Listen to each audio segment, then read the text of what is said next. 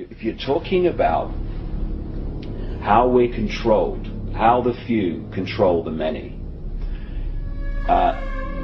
if you can suppress the information that people receive in terms of what is possible, you to the same rate suppress their perception of what is possible.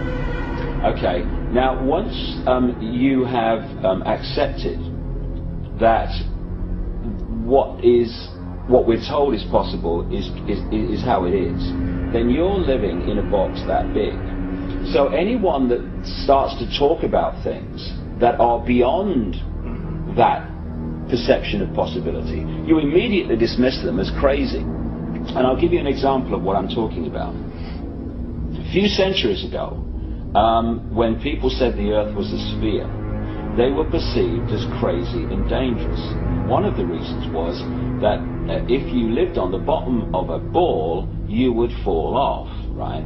Now, once you introduce the law of gravity, what appears at first sight to be a nonsensical idea becomes perfectly logical. However, if you suppress at that time knowledge of the law of gravity, then people are going to dismiss the truth because they can't perceive that the truth can be possible. And when you're talking about entities that shapeshift, that appear and disappear, UFOs that appear and disappear, if you program the population to believe that this world is all there is, that this is a solid world of solid individual objects, then the idea of things appearing and disappearing or shape-shifting from one state to another, to that sense of perception, is totally ludicrous. But once you introduce the suppressed knowledge... Okay, well, what we're thinking of as aliens are, they're extra-dimensional beings. If there are that many coming from another galaxy, you'd think you'd sense the traffic.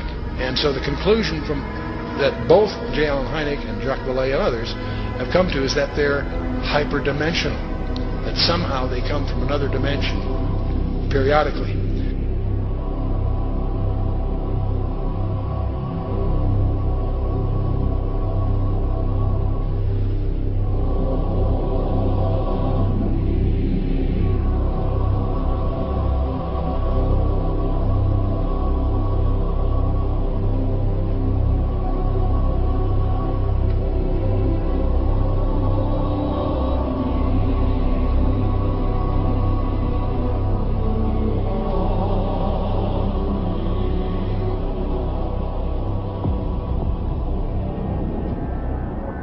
One of the matters that I developed information about was an individual I learned about was Aleister Crowley.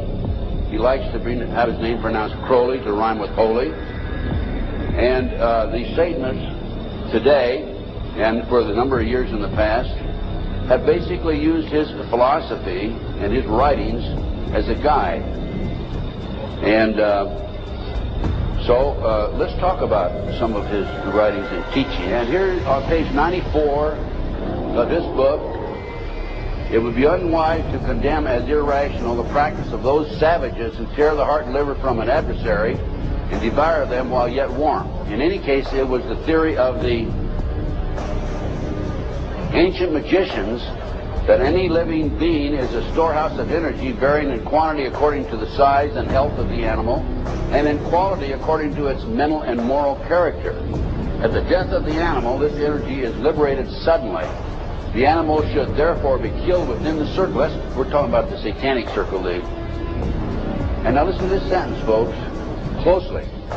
For the highest spiritual working, one must accordingly choose that victim which contains the greatest and purest force.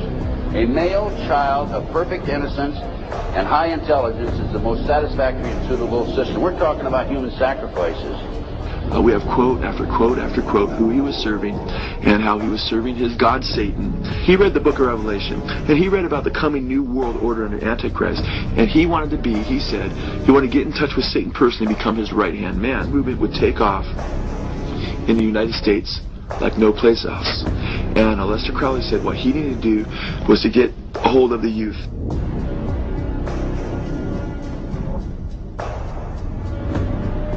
To gain entrance to the 7 gates of hell. So a concert is an act of worship for you? Exactly. It's a focal point to express my Satanism. Do you believe in demonic possession? Of course. Are you possessed? Of course.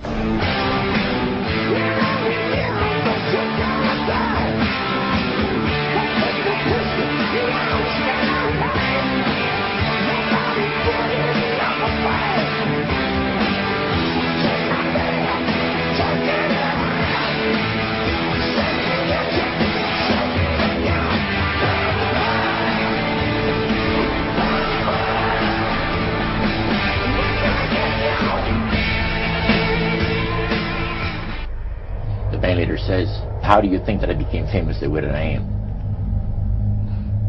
And I said, "You must have had some good luck." Well, he says, "There's no such thing as good luck." He says, "There's either some power working for you somewhere, or you don't get ahead in this world." Not in my type of occupation. We worship spirits.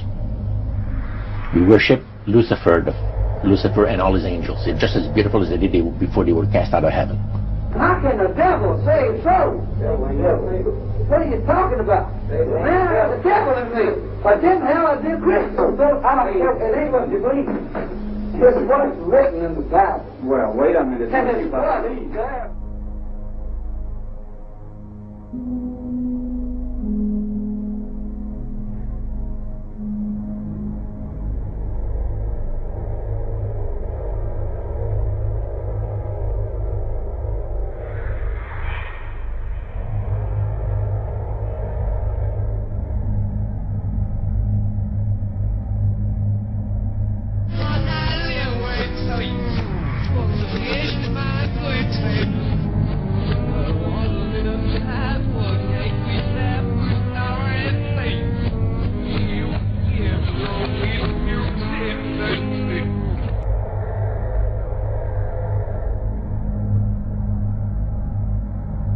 And then before you know it, according to Revelation 14, everybody that takes the mark of the beast will be damned in fire and brimstone, it says, forever. And the smoke of their torment rises up forever and ever. Like, how come that this explanation, at the very bottom line least, is as credible as the other two? How come the other two get guaranteed airtime, often no questions asked, here's your airtime, say what you like? And the alternative to both of them is ridiculed or condemned or suppressed by reflex action. The answer that I came up with was that clearly some people don't want the public to have access to this information. But who and what and why? All of Bohemia, we beseech thee, grant us thy counsel. Upon further research of the ritual you just witnessed, it becomes clear. It is a mixture of the Babylonian Canaanite cult of Moloch fused with ancient Druidic rites where you have the female side of Satan, which they first call out to in the she, and then towards the horn god with the he, mixed with Masonic rites from Scotland.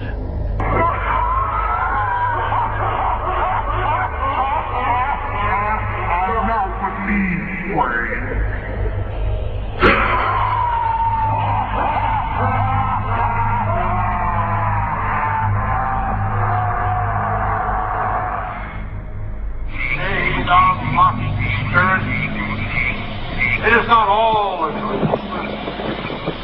We know thou waitest for us.